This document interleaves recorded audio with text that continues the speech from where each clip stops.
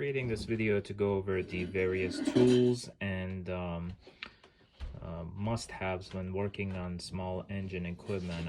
In this video, I really want to cover the importance of having specific tools and also parts on hand when working on two-cycle small engine equipment, such as your trimmer, your chainsaw, etc. Just some of the common things here. We have a compression tester.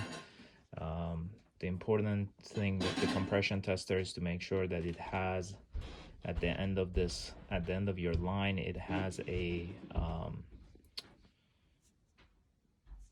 at the end of your line, it has a valve core. These are low pressure valve cores in here, very important. We have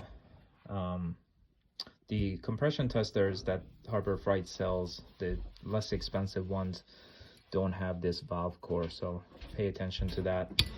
A spark plug tester, your typical T27 Torx bit. You can get, various kinds. I also have Torx screwdrivers that I use. I believe this is a must-have. You have to have an 8mm and a 10mm socket. Lots of carburetors do have those bolts to take off. You have your other screwdrivers, just your typical ones that you would need. Spark plug remover tools or sockets and sizes. And then I don't think enough can be said as to how important it is to have a long or just a regular size needle nose pliers anytime working on like a anytime you're working and replacing fuel lines on a chainsaw or a trimmer. These two are must have. I mean, pulling those gas lines through, you have to have these. Some of them are down and really deep into the gas tank. Also over here I have carburetor adjustment tools. The typical ones I use are the Pac-Man. Those are the more common ones that I've had to use. This one is actually a Pac-Man. I had to cut the end off because I could not get in to the screws in order to adjust the carb, so I just cut the handle off. It still works. I also have the single D, the 21 spline tool. This is also a single D, but it's very, very small. It's for some echo equipment. This thing is tiny. This thing is very special. Only for certain carburetors you would need this, but I've had one echo backpack blower that needed this tool. And then I have the Walbro one as well, the metering lever tool, the metering lever adjustment tool. So here's that. This is for the Zama carburetors. I also have the one for the Walbro carburetors as well. Must have. And here's a carburetor pressure tester. It's a must have, especially I think this one is actually more for 4-cycle equipment, for the carburetors that actually do have a bowl, and they have a float in there to test the needle and seat. But definitely a must have. It can also be used for 2-cycle equipment and 2-cycle carburetors, and for the needles in those equipment. So there's that as well. There's my 10mm I was looking for. Where have you been, baby? Not a socket, but very handy tool here. Another tool that I recently purchased to work on my 2-cycle equipment is this tachometer that can either be used wirelessly or wired. It's a great little tool when setting the idle speed and also the max speed on your equipment. I think it's a must-have. I don't think it's a tool that anyone should take the cheap route. Really, it costs about $100. I think it's worth every penny. You can use it for 2-cycle or 4-cycle equipment, or even your vehicle. Great little tool to have. So I definitely recommend that as well. All right. A must have, you must, everyone must, anyone working on small engine equipment needs to have a pile of just fuel line. I have all different sizes, different types in here. You must also have, especially working on 2-cycle equipment, just a pile of fuel filters.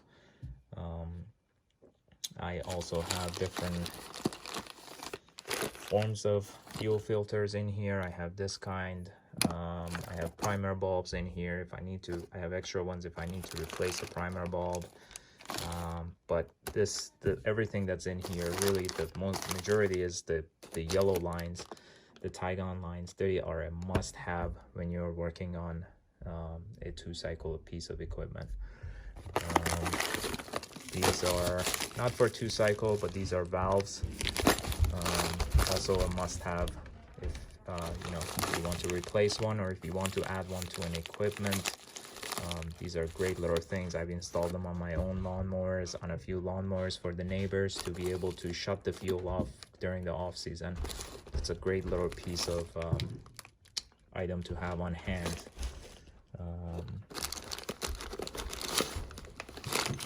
All right, last but not least, this is a must-have. This thing, it really has simplified working on small engine equipment for me tremendously. And you can kind of see through the cover.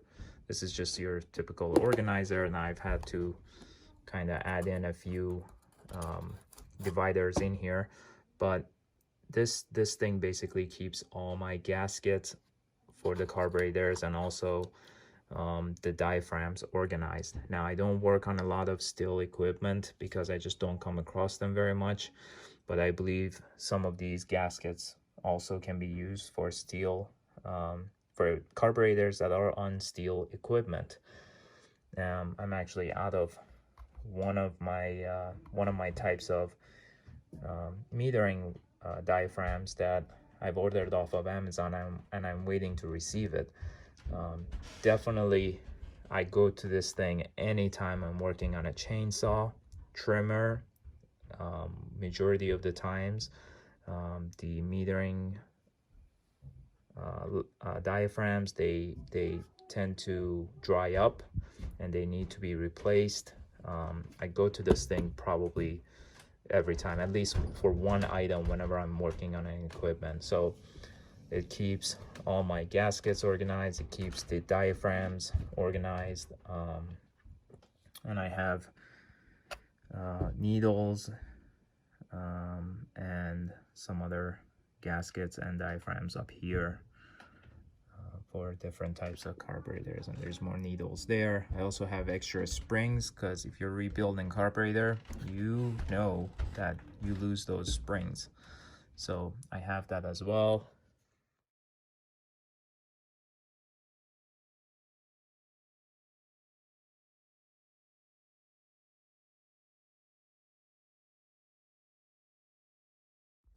Here's a pile of metering levers and just diaphragms, I'm sorry, gaskets that I've had to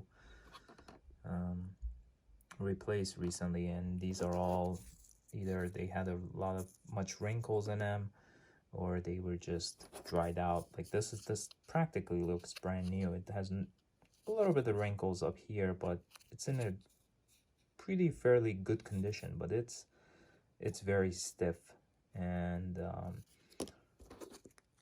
this one is better. I'm not sure if I maybe replaced this one or not. Oh, there are some wrinkles in the back of it. Probably the equipment still ran fine even if I did use these. Out of precaution, I do often just end up changing these because I do tend to sell the equipment for a profit, and I just want my customers to get the best deal, best equipment, so they don't have any issues and I don't have any returns. This diaphragm came out of a Home Light Super XL. So This one doesn't look to be in that bad of a shape, but I just bought a whole rebuild kit for that saw and ended up just replacing all the gaskets and the diaphragms in it. But again, I can't drive the importance of how much I go to that organizer, and I need to pull various gaskets or diaphragms from it to replace whatever carburetor I'm working on.